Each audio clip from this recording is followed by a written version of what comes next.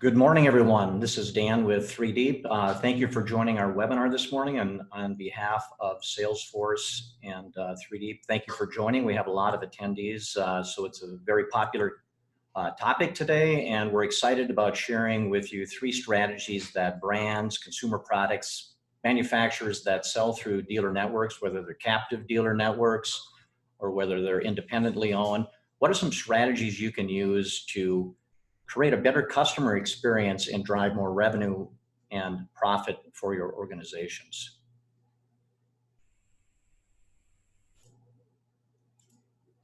So here's what we're going to talk about today. A lot of brands who have dealer networks struggle from an online experience perspective. In a lot of cases, it's because they depend on dealers or distributors, and sometimes multiple cases where there might be distributors and dealers involved. What are some strategies that you can do to create a more holistic and seamless customer experience so you can drive a better experience for your customers, help your dealer community, and overall have a more profitable revenue contribution from your dealer community?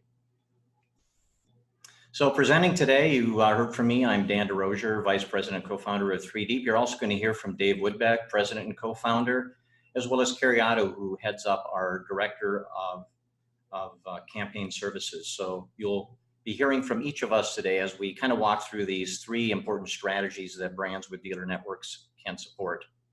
So from an agenda perspective, I'm going to talk about a few of the challenges. Then Dave's going to get into how to activate your data against some three important strategies. Carrie's going to talk about centralized dealer marketing programs. We call it do it for them programs. And then we're going to wrap up with how you get started. And then we'll have you ask any questions. So if you have any questions along the way, we are monitoring them in the chat session of Zoom. Just feel free to ask those questions along the way. And during the end, we'll recap, look through those questions, and answer them on your behalf. All right, so what are some of the brands that manufacturers, consumer products companies have relative to having a better customer experience? So we know manufacturers for years have really been very product-centric. They're focused on internal operations, manufacturing efficiencies, logistics capabilities, and really the customer relationship was owned by the distributor or the dealer. The sales were transactional, and the transactions really occurred with the dealer or the distributor, and the product manufacturer or the brand really didn't have any visibility to who the end customer was in most cases. Customer engagement was minimal and product connectivity was limited.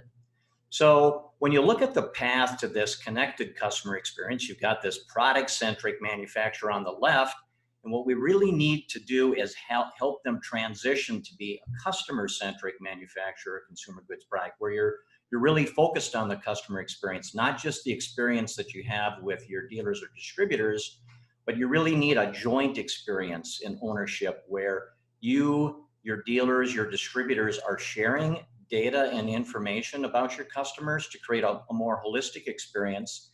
And what we really need to move to is from where you might have multiple brands or organizations that are tracking sales revenue. What you really need to do is start to maximize revenue around the customer, not necessarily a brand or division, but collect that information and actually start to maximize it around what the customer is seeing. And once you do that, you can really start to create this more holistic experience. And these customer engagements are ongoing.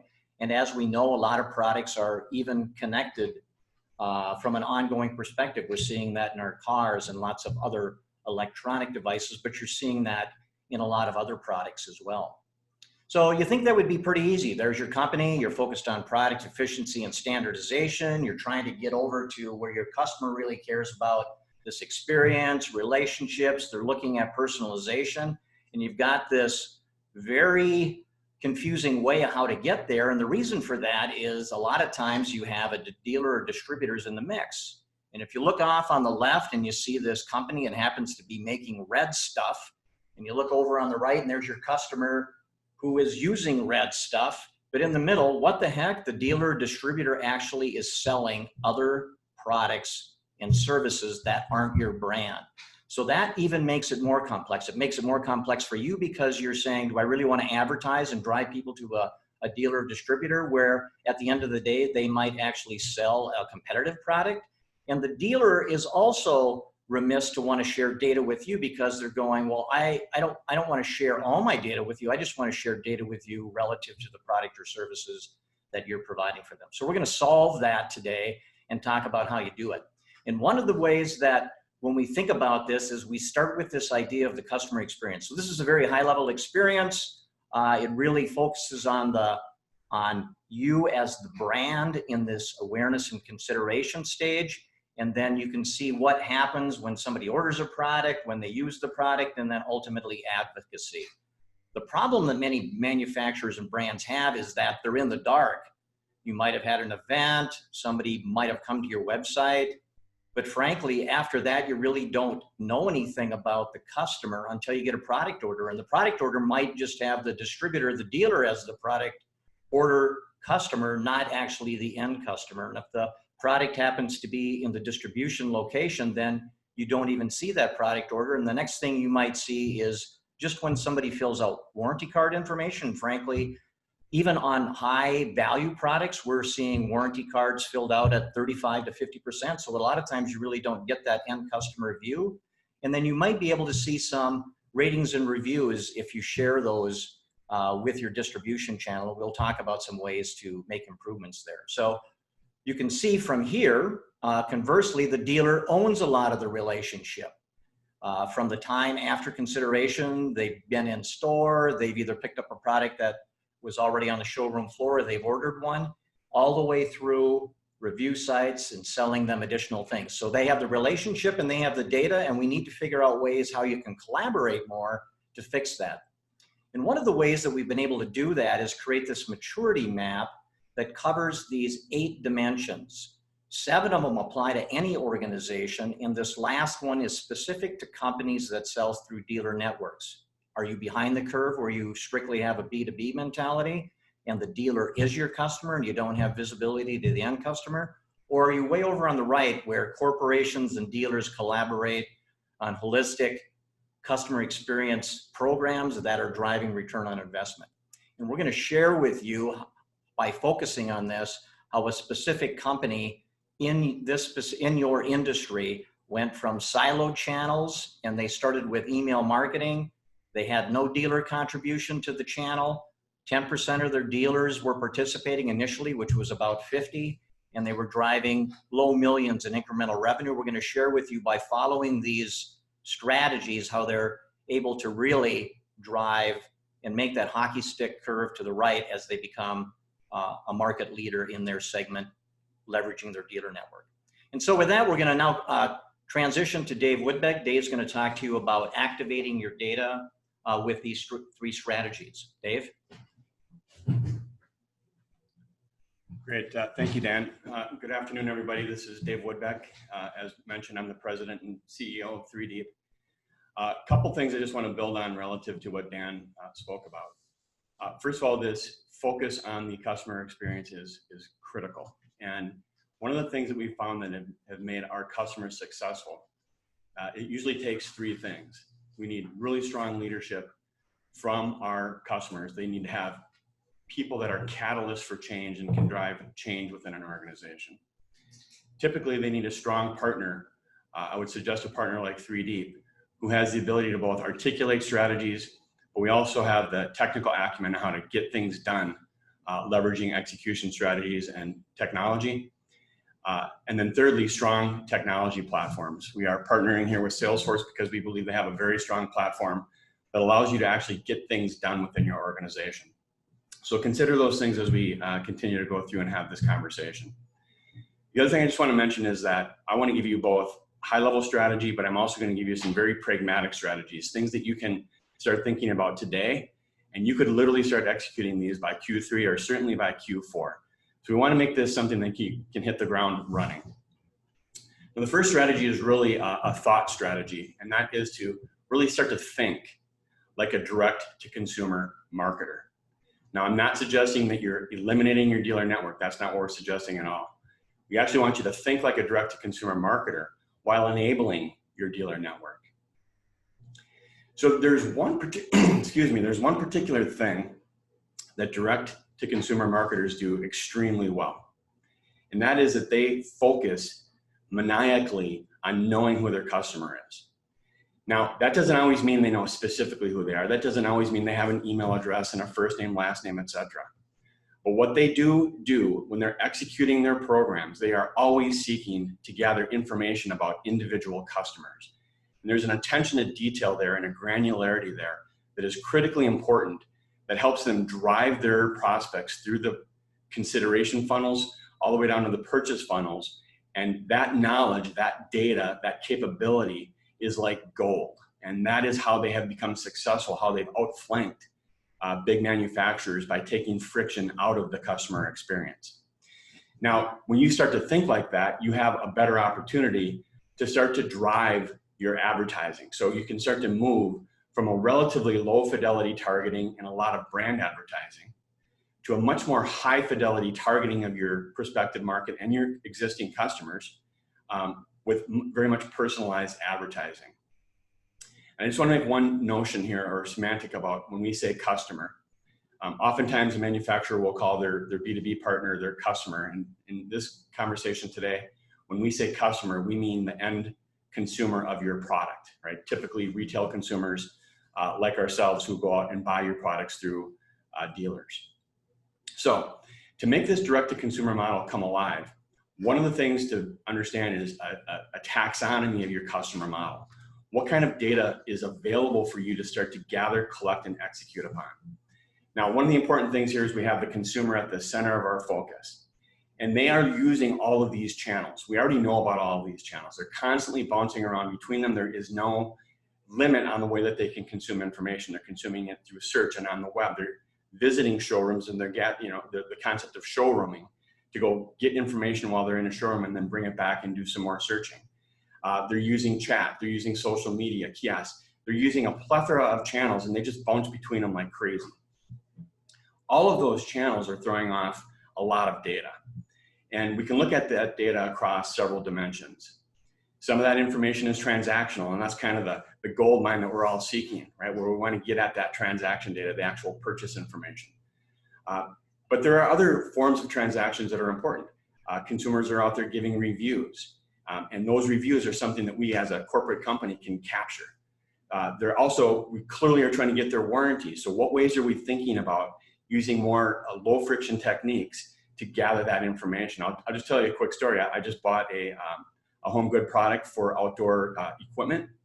They told me to scan the barcode on the machine. I did so, and all it did was bring me to a product specification page, where they had a real good opportunity to easily capture my information at that point. Using SMS techniques and other techniques, they weren't able to take advantage of that. And frankly, I did abandon that process because I was outside with the machine and I didn't really have time to punch in a bunch of stuff or to go find the warranty registration at that point in time. So those are just examples of how we can get closer to our data. We have interaction data, which is web-based, email, call centers, et cetera. Behavioral data, where we can start to understand needs, interests, and demographic data, where we understand hard attributes about our prospects, their gender, their ages, their income levels, and things of that nature. Now, the real challenge here is that we all want those things, but you have significant holes. Similar to how you have holes in visibility into the journey of the customer, you have holes in your ability to activate or collect that data. And it's compounded by the fact that you have a dealer network that is also trying to capture that data. Now, your dealer network varies widely on their sophistication, their ability to think about these data as strategic assets and then activate against it. So ultimately, your vision is to create a holistic model. Now, this is not going to happen overnight. Dan started to share with you a maturity map where you have to start somewhere and you have to grow into better capabilities. And we'll kind of break that down now as we go along to allow you to see how can you start to get there. But ultimately, you want to try to get to this holistic data vision. Now, one of the things I just wanted to finish up on this particular strategy with is the notion of privacy. I don't know about you, but when I first started hearing about GDPR and CCPA, it made my skin crawl. I was like, oh, they're going to slow down my job. How am I going to get my job done with all these extra guidelines? But over the course of time, we've really started to turn that into a strategic lever. And I think this chart from Capgemini Research is really, really interesting. Those companies that are in compliance with GDPR as a privacy policy, they outperform the folks that are not in compliance by a factor of about 20% across all of these dimensions. And if you just look at a couple of important dimensions, impact on customer satisfaction, 81% versus 64. Look at impact on revenue, 76% versus 63. The reason behind this is because they're taking the data seriously, and they are taking privacy seriously, and they're starting to do the right things. They're creating agreements with their dealer networks that allow them to capture data, share data. They understand who owns that data. These are important functions, and if you really start to look at it through that strategic lens, then the policy conformance starts to fall in line. So I would consider leveraging that as a way to get your focus on data. So as we wrap up this section, I would give you 3 ways to get started. Really identify those data sources. Use that taxonomy model. We'll share this deck out. Use that taxonomy model to identify the data points along your customer journey. Write them out. Okay, I'm warning you, you're going to have a lot of stuff to write down here, but it's a really pretty short exercise. The second thing is to identify what are your key business currency. So what drives your business? Now, we all want to get to transactions like we spoke about. That's a longer term maturity thing. What can you get to in between? Well, you can get to leads, you can get to sales appointments often, you can get warranty registrations, etc. But pick a KPI that's important to you that can drive value, then map those things together. Prioritize the data relative to the business currency and start to drive strategies. So the next couple strategies I'm going to share with you are driven from that kind of thinking. The first one is to leverage your existing data. You have a lot of important data that you can already use. We use a little thinking model here to sort through this, where we look at strategy, we roadmap, and we identify the behavioral triggers and data elements that are necessary. Now, I told you I wanted to be pragmatic, so let me give you a pragmatic example of this. We were working with a large appliance manufacturer, and we identified a set of data that we could leverage because their currency of importance was reviews. And they've done enough study of their reviews that they knew that positive reviews in both quantity and quality could drive good outcomes for them. So given that, we narrowed down the set of data that we were going to think about to product data, email data, their CRM data. They were starting an e-commerce platform. And most importantly, the currency that they were seeking was review data. So here's what we found as we started to look at that data. And this is common when we are working with manufacturers, we see this a lot. All their data was really focused around product. Certainly they did understand that when some customers were giving reviews, some customers were submitting warranty registrations, but they had a lens on their data that was product first and customer second. And it would literally treat each product purchase almost as it was a unique instance of a customer. So in this simple example, they would have thought these 3 customers who had purchased a total of 5 products, they would have thought them as 5 customers instead of the 3 customers that they really are. So here's how we started to address the problem. In some ways, this is a really simple strategy in the sense that we just wanted to flip the orientation. Now, we looked at the normal sources of data here, ratings and reviews, CRM, e-commerce, and we started to get to work on it. Now, it's a simple strategy, but you are all aware that data is noisy and sometimes a little bit dirty. So these simple strategies, we just have to work through how we get from these sources of data into a simpler customer-based model. In the end, this is a modest project, excuse me. This was a modest project that allowed us to reorientate that data and get that information, customer information, into our marketing database. From there, now we had a much better perspective on customers and what they owned, what reviews they were giving. Were they giving good reviews? Were they giving bad reviews? Did they own one product? Did they own a microwave and a refrigerator, or did they just own a microwave? Were they using e-commerce to buy consumables for those appliances? Right? We could tell all of those things. And what that allowed us to do is create a much more cohesive strategy that allowed us to think of things more from a share of wallet standpoint versus individual products. So we could see people with refrigerators and we could start to persuade them to buy our microwaves. We could see those where they did not yet give a review and persuade them to give a review. And doing all of that gave this particular company a lot more holistic strategies that they could leverage. I do want to make one quick side note here. This and this is again typical in manufacturers. This came from a particular group called the owners group. There was a bunch of people that wanted to jump on this project, and they would have carried with them about 10 to 15 additional data sources.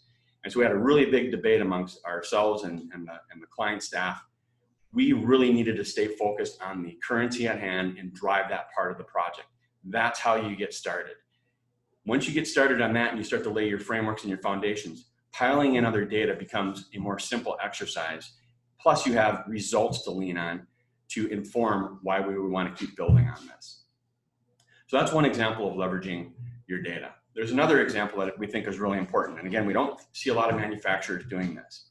But one of the things you have to recognize is what channels are most effective and where can you get scale in those channels. And we worked with a lot of manufacturers and dealers, and we have a pretty good sense about what is effective and what has some scale to them. When you look at just the digital and social channels, you'll notice many of them are in that quadrant of being effective and having some scale. So this is a great opportunity to integrate these channels across your customer journey. So again, let's look at an example of how we did this. This is again, fairly typical at manufacturers. They had silos of people doing work. One of the silos was the ability to deliver emails. They're doing a lot of great things here. They were at a good website. They're collecting forms. They're depositing the forms that people are submitting into their Salesforce CRM, and they pipe that into a legacy marketing automation system, and then they could send emails. Not a bad thing.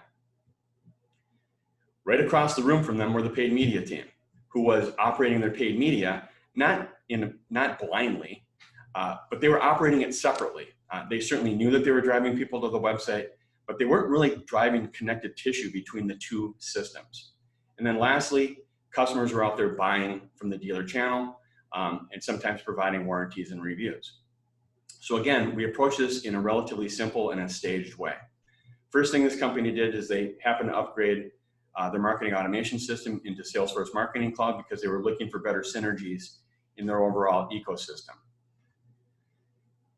That also brought to them a capability that they were able to leverage. They were able to leverage Journey Builder and Ad Studio in order to better accomplish the goal of stitching together their first-party email data with their advertising data. And that's exactly what we did here. We simply connected those things together and made them a part of an automated journey.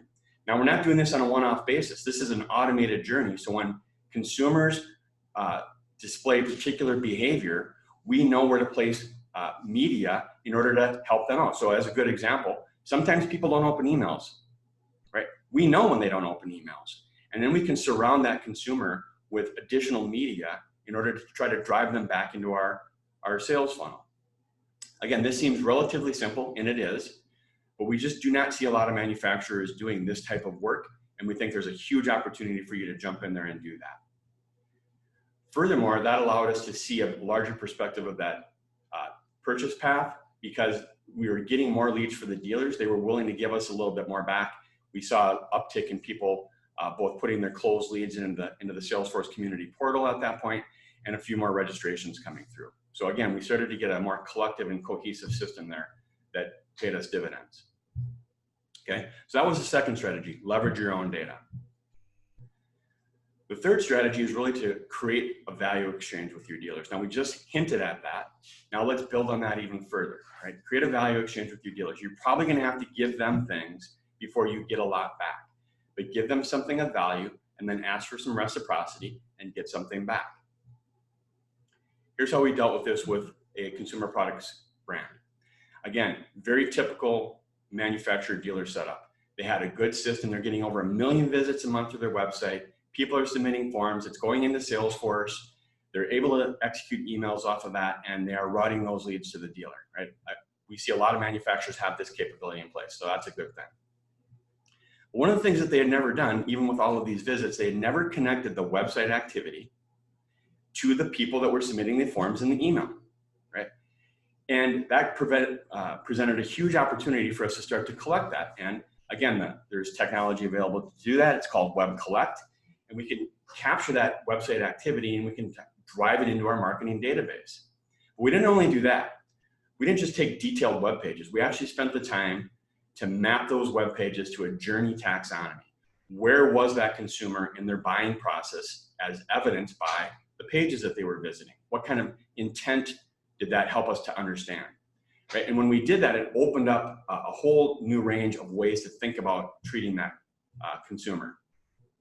One of those was just to drive more personalization. So now we could use Journey Builder and drive a lot more personalization in our emails because we knew where that consumer was in their customer journey. It also allowed us to drive that through the website, where we could personalize the website. Then it dawned on us all, hey, we were never looking at website activity. There's no way our dealers are looking at website activity. Why don't we share this website activity with our dealers? And we created a simple little process. So now when a consumer came to visit the website and they were already a lead for the dealer and they raised their hand again, we could alert that dealer that that customer had revisited, and we could tell them where in the journey stage they were and what specific page they visited, right? Again, this is a relatively simple strategy from the thinking standpoint. It takes some elbow grease to get it done, but it's not horrible. It's a 4 to 8 week process, and it starts to drive a ton of value. We found that there were over 200 return customers per day coming back to the corporate website, and we were able to alert the dealer about those visits and let the dealer continue to run their sales process. Now, it also introduced a new idea that we haven't done yet, but we think it's really interesting and should be fun to do. Why don't we put a tag on the dealer's website and start to track their activity as well? That's something that's very doable. We can use the same journey mapping taxonomy that we've already leveraged. And now we've not only given the dealer the alerts, now we can actually ask for them to give us this information back so we can help them even further, because guaranteed most dealers are not going to have the capability to drive this kind of strategy and technical function. So those things happen. Now, let me wrap this up by saying, as you start to develop these data collection strategies, you can collect and then you can distribute insights. And again, this is an important thing because a lot of dealers don't have this capability, but you do as a corporate entity. So start to gather that data. Salesforce has a great product called Datarama, where you can start to create really sharp dashboards that have insights and they're actionable. Then you can distribute that out to your dealers and they can have insights that are actionable. And now you start to have a rising tide raises all ships. So here's how you get started on all this. First, make sure you do your strategy, lay out your data sources, understand what they are, and then prioritize what business KPI you're trying to drive.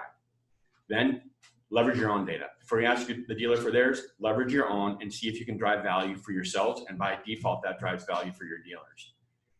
Then start to integrate your digital channels, right? Make it one cohesive system instead of separate silos operating. And then lastly, start to create a data value exchange. Give them the information that can be valuable for them. Then you have the ability to have reciprocity back and get data information back. Okay, so those are 3 solid strategies. I'm going to turn this over to Carrie, and she's going to walk you through specific case studies where we've actually helped our manufacturers and their dealers, and we start doing work on their behalf. Carrie? Thanks, Dave. So Dan mentioned earlier on that we've kind of come up with a process at 3Deep to try to enable dealers to do more sophisticated marketing platforms through centralized programs at the brand level. And so we like to call this dealer do it for them marketing programs. And they're really powered and they become extremely efficient and powerful when you have customer data at scale. So what Dave was just talking about, all that customer data, that really enables these dealer do it for them programs to get legs under them quickly and to have a ton of value for both the brand and the dealers themselves. As we start to think about a dealer do it for them type of program, it's important to call out how your dealers are going to fit against this type of pyramid here. You're going to have some dealers, about 10% of them likely, that don't want your help. They might have large marketing teams, they've got sophisticated digital marketing programs of their own, and they're not going to want to give up their valuable information or risk losing some of the good value they've built up on their own. You're also going to have a percentage of dealers, maybe about 20% of them, who just aren't ready to hop on board with the dealer do it for them type of digital marketing program. They're just not ready yet, they're not there. But you are going to have a large portion of your dealer network who both needs and wants your help. And that's probably going to be about 70% of your dealers. What we've seen as we stand up with brands, these dealer do it for them digital programs, you're never going to get all 70% of those, even though they want and need your help to participate right out of the gates. What you do need is about 20 or 25 good, solid dealer partners who are going to want to participate in a program like this with the brand. And then those dealers are going to be your best advocates to get this type of program adopted and sold through to the rest of those 70%. So we were talking a lot about how the corporation or the brand is going to have a lot of different consumer data, at least at an aspirational level. And we know that dealers also have their own goals and objectives. And often those things include awareness and brand health. In the dealer channel, especially, creating new leads or customer prospects is a high priority for your dealer network. And also, one of the top priorities that came out of this Altimeter survey were delivering high quality unified experiences across digital channels. So to both what Dan and Dave have talked about previously, we really want to be thinking about how we can put that customer at the front and center, even when we are working through a dealer model. And so if we're able to connect our data through a number of platforms and sources, we can deliver unified experiences to that end customer, that end user. And there's going to be a couple of key ways we can activate on these things, which I will share with you in a couple of case study formats here. So we've got 3 case studies to kind of illustrate how we can sit against the customer decision-making process at the dealer level. First of all, a problem we typically see is that brands and dealers are often competing for customer awareness.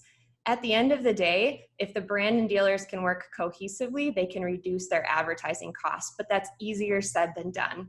So you can see in an illustration of how this comes to life on the search page here, the consumer's looking for Harley-Davidson motorcycles. We would warrant as a pretty awareness-focused search. They're not specifying a Harley-Davidson dealer near me or a specific model yet that they're interested in. And so the customer is presented with various competing Harley-Davidson dealers and the corporate website as well. All in all, this tends to drive up advertising costs. When you've got a dealer do-it-for-them marketing program in place, where you've got some centralized strategies and approaches that you have visibility into each other's efforts, you can kind of determine who is going to own different phases of this customer journey. And what we typically see is we're able to then drive down cost per lead, drive down our acquisition costs, drive down our advertising efforts, creating more efficiency and ultimately a less confusing consumer experience. We're helping to limit their options and help drive them through their decision-making process.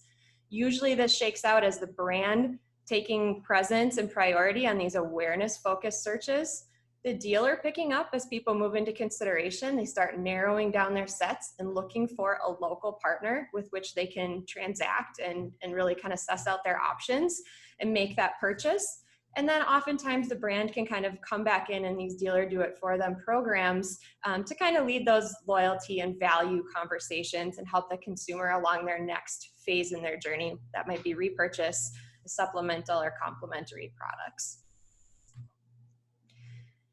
When you have a dealer do-it-for-them media campaigns, this is one of the first ways you can get in market to drive down your costs and increase your value, increase your lead flow.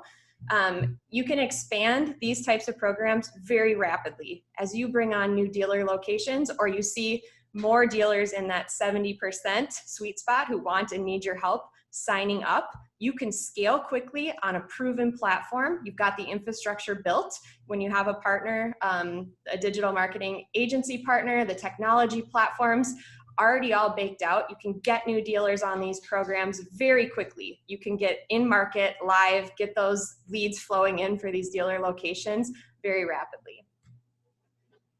And as that comes to life, you can scale out to some of the most popular media placements and platforms very quickly. You've got the infrastructure built, you deploy it for the new location. You can still have personalization. You're gonna want to have localized elements in these media deployments. You can see here our LeafGuard client was launching a new location in Milwaukee. They'd already had many dealers in different markets across the United States. We were able to get this Milwaukee campaign stood up within a number of days and their leads started flowing in right away. We also are able to launch remarketing campaigns. So as you can see, these ad units are built in a way that allow for location-based specification, which we know consumers want and need. And then we are able to drive people into landing page experiences where if a lead is captured, it is instantly routed to the most appropriate dealer, and those dealers can then nurture those local leads. Now, as we think about these dealer marketing programs, one of the most powerful elements is data to go ahead and create those efficiencies and scale. So there are 3 critical ways you can activate your audience, and through the Salesforce Advertising Studio is a very powerful way that you can do these things at scale. So the first way you can save some money in your media programs is by building suppression lists. You can start to look at who's already a lead in your system, in your Salesforce marketplace, and map those consumer records into your advertising platforms and stop showing them ads to become customers. They're already in your landscape. You don't need to spend your media dollars trying to get them to convert. Can also build lookalike populations. And where we see this have scale in the dealer landscape is having populations that are actually large enough to use as model data for the algorithms to go find you more customers who look like your current customers. Those advertising platforms are going to need anywhere from 100 to 1,000, and the more customer records we can give to populate these lookalike audiences, the more accurate and reasonable that those audiences are going to be, the better they're going to perform. Individual dealers sometimes don't have enough customers or leads to populate and power those lookalike algorithms. But when we combine all of our records, that enables us to build these lookalike populations in a much more effective and efficient way, and we see much stronger performance. Now we can overlay a geographic target for each individual dealer location and drive that media efficiency. Lastly, sometimes it is valuable to talk to people we already know, people who've maybe phased out of being a hot lead for a dealer anymore, but we need to have some sort of a brand persistence in front of those consumers. People who maybe signed up for a newsletter but never really became a full lead. If we have longer purchase cycles, sometimes we need to have various touch points with people we know. Dave mentioned this in both email and in the paid media landscape. And so a custom audience targeting activated through audience strategies and a tool like Advertising Studio are going to enable us to get the right message in front of our leads or our audiences through various different platforms. So from the media perspective, those couple of key call-outs, benefits that we've just talked about from the Dealer Do It For Them media programs. We didn't talk a lot about this, but the team making optimizations inside of those media campaigns are able to do that across all of your locations. So if we learn something in a couple of geographic markets, we can deploy those changes at scale, therefore increasing your efficiencies from the media perspective. Sometimes you're able to save some significant management fees as well when you've got one team managing that on behalf of your dealer network instead of each dealer having an engagement with a digital marketing agency. We can get new programs live and in market quickly as you bring on new locations to your dealer network or more of your dealers are signing up. And we can leverage your customer data across various locations for those cost savings and targeting opportunities. Now, the second key component we've seen be extremely powerful for Dealer Do It For Them programs are when brands are able to own prospect follow-up and lead nurturing. So there's tons of studies. We don't need to beat this drum too much more, but the more personalized we can be against a customer's journey, the better your marketing is going to be. We can see cost savings. We also see revenue increases, both of which are going to be desirable for the brand and the dealer network. So if you're able to deliver timely personalized content across a cohesive touchpoint strategy to your end consumer, we're going to be able to translate more prospects into buying consumers. And so here's a different brand that we've worked with, helping them kind of reformulate their lead nurturing campaigns to drive more customer-focused messaging across the decision-making process. So I know these words are tiny, but the whole point here is that we have a multiple hit email nurturing stream after a lead comes in on the brand website that is mapped extremely pointedly at key impact points consumers face as they're going through their decision-making process. So we have worked extensively with the customer journey to map out objections that come up through various days and phases in this decision-making process. And we have ensured that that content that will help the consumer overcome those objections is centered and really highlighted in these different email communications. Now, because we're also consolidating data, we're looking at web behavior on the website. We can actually build in some personalization strategies into these emails as well. So we can highlight models or series that people are interested in from a product perspective. And although this is coming on behalf of the brand for the dealer, we are consistently offering a conversion opportunity. So are you ready to get into your local showroom? Here is your specific local dealer. Go ahead and visit them, give them a call, go see this model at their location. So it's a very cohesive effort. Interestingly enough, when we've got the local reps following up on those leads, we've got that email program. We've been able to activate some media campaigns to also assist the consumer forward on their decision-making process. We're able to increase the number of prospects who actually ultimately ended up buying by about 34%. So this has huge impacts from an efficiency perspective for the marketing team. The third critical element we want to focus on highlighting within the dealer do-it-for-them digital marketing programs are ratings and reviews. We know that letting customers have a voice and express how they felt about their in-store experience, their showroom experience, as well as their satisfaction with the product is extremely important. And when we can stitch together the brand and the dealer ratings and reviews process, we're often able to drive more and more usable reviews and ratings for your teams. So one thing we noticed as we were doing a little bit of research for this brand is on their brand website, they had 765 reviews for this particular product. But as we were looking at local dealer websites, we weren't seeing any reviews attached to these product pages. And what's a little bit concerning about that is that as people move through their decision-making process, we know that they're more likely to look for a local retail outlet or a local showroom. And that is where they need to see that social proof that there are positive ratings and reviews for whatever product service they're looking at. We worked with a multiple location retail partner here where we were able to centralize this ratings and reviews program through a multiple touch email stream where we first got information about the in-store experience. How was the store associate you worked with? Did you have a pleasant experience in your store? So after somebody has made that purchase, we get that information in the centralized data system. We're able to kick off that in-store experience email. Now, the next piece of this program is a product rating and review email. This is housed through a centralized ratings and reviews platform that when we gather that rating back about the product, we can now give that information to our product development teams, whether it's positive or negative. How are people feeling about this new product?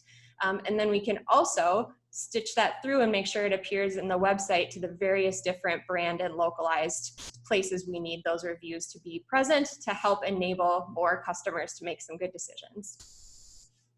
And this type of program drove, because we centralized it and took it off the dealer's plate to have to go execute these things individually, we were able to increase the total reviews we were garnering by about 370%.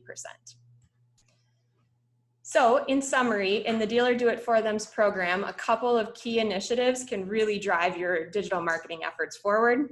Paid media coordination, it's gonna help you increase your lead flow and drive down your media costs. If we can have the brand own that nurturing communication for prospects, it's gonna be more consistent, efficient, and effective.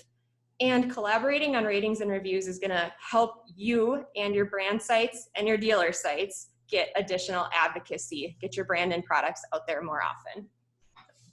Throw it back to Dan. Thanks, Carrie. So I know both Dave and Carrie have shared with you a lot of information. Hopefully you picked up one or two tips here that you can go execute with your own marketing teams. And so we just kind of wanted to give you some thoughts on how you might get started.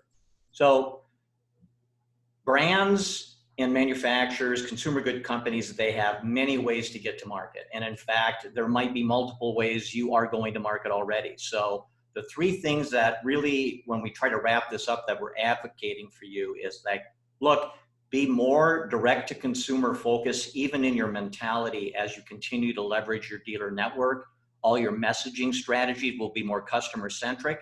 And if you have that mentality and you start to integrate your existing customer data, you're going to provide a more seamless and personalized experience for your consumers, especially when you can move some of that information through your dealer network. The second thing is really develop a roadmap with your dealers. Start with information that is more frictionless for them and that they're more willing to share. And once they see results, they will continue to provide additional information, including point of sale data, that will be valuable to you to really bridge the gap between your marketing efforts, what they're doing in the local geographies, and what the return on investment it is. And when you start to share that data together, it benefits everybody. And as Carrie mentioned, many companies have a very, what I would call, passive approach to digital marketing. They will talk about, we've got a portal for the dealer and they can go download assets A, B, C, and D, or do X, Y, and Z. That frankly isn't enough. And when you really press brands about this, you find that only 10 to 15% of them are leveraging those tools that you've developed. And that's why we're saying you need a more proactive strategy with a do it for them mentality.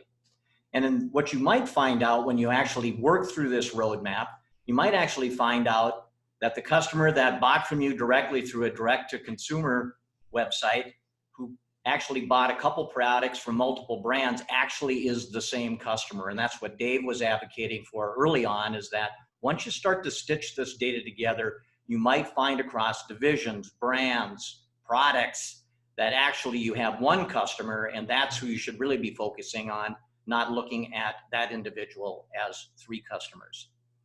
And so one way is to help you here, and you'll get a, those of you that are on the call will get a copy of the presentation, and we're also recording it for those that would like to re-listen to it, is that you really need a roadmap. And we think we have a lot of experience with 8, 10, 15 different companies that have brands that are supported through their dealer networks, is how do you get started? So early on, we told you about the company that we've worked with that started out with a maturity level 1, single channel focus. They didn't ask the dealers for any money. They just said, we're going to get 50 to opt in. And they had some low $1 million revenue streams by pushing this additional channel just through email marketing. Over the course of a couple years, as things started to improve, and they decided that, look, it's not just email, we really need a more omni-channel integrated focus. They decided to add paid media and retail point of sale data. They actually started to sending out a batch and blast with everybody getting this exact same email. They actually were able to settle on 6 different lifestyle personalization profiles that really pretty much depicted the 300 plus different SKUs that they had available to the market. And you can see the uptick from what Carrie was talking about. As dealers started to see that there were results from these programs, they now started to contribute monies to the cause. $5,000 per dealer, which isn't that much, but when you take that money over 500 plus dealers, that's a lot of money, plus whatever ad spend they had. They upped their dealer participation rate to 85%, and now they had a 5x incremental hit just 2 years later by having a more holistic approach and starting to share information between the brand and the dealer. And now a couple years later, the client is now at maturity level 4. They've added a customer data platform that links in a lot of those things that Dave was talking about from a corporate perspective and integrating those with their key dealers. They've added an e-commerce component and integrated that in. More website personalization, plus a lot of store and product reviews to further drive advocacy. So as new consumers are looking for the brand, they see a lot of positive comments about the brand and the use of the brand. And now you can see the dealer contribution has increased, the dealer participation has increased, and in 4 years where they've gone from low $1 million incremental revenue, they have 17 times that number that they had in 2015 by having a more cohesive approach. So my comment there is that this is an evolution. You need a roadmap.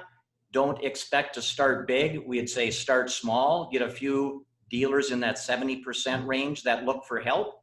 And we have a couple of other ways to help you get started. Through this session with Salesforce, we really have the same vision about helping with the connected customer experience to help really provide digital transformation for manufacturers that sell through dealer networks. And really, when you think about a strong platform like Salesforce has, and mapping that with strategies that 3Deep have shared with you today that you can go implement or seek help on, we're really aligning of taking technology, data, and experiences to really improve that customer experience to drive further results for yourself as the brand and the dealer. And so hopefully you've heard some nuggets here that you can go execute with your own digital marketing teams. If not, we're providing a free journey workshop for customers that might be interested in learning more. And what we'll do is do a little research or homework about your business. You will share with us some key customer data sources that you would like to start with.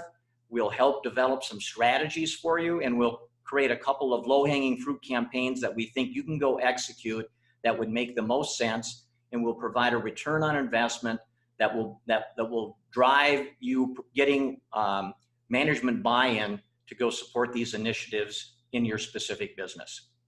So we're limiting that to 5 companies because there's a lot of work on our part, but we're happy to provide that to help jumpstart your dealer programs. So last slide about 3Deep. We're based here in St. Paul, a Salesforce partner, and we appreciate Salesforce giving us the opportunity to share this with their customer base and other prospects that are on the call. And there's a way to reach us at the bottom. And then on behalf of 3Deep and Salesforce, we'd like to say thank you for giving us an hour of your day today. And hopefully you found that there was some specific strategies and tactics that you can walk away with today and leverage within your organization.